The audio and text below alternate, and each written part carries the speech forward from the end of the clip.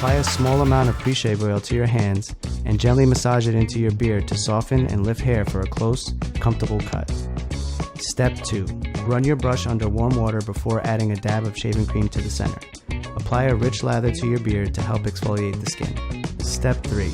Use a clean, sharp blade to shave with the grain on your first pass. Relather to shave across or against the grain.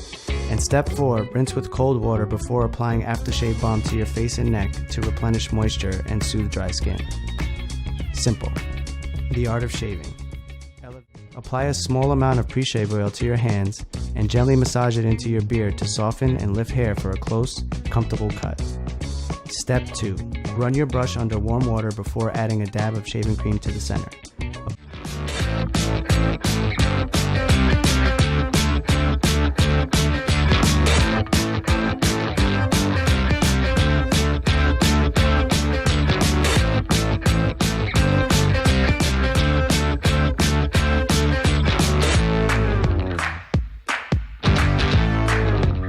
Join the Viking Revolution.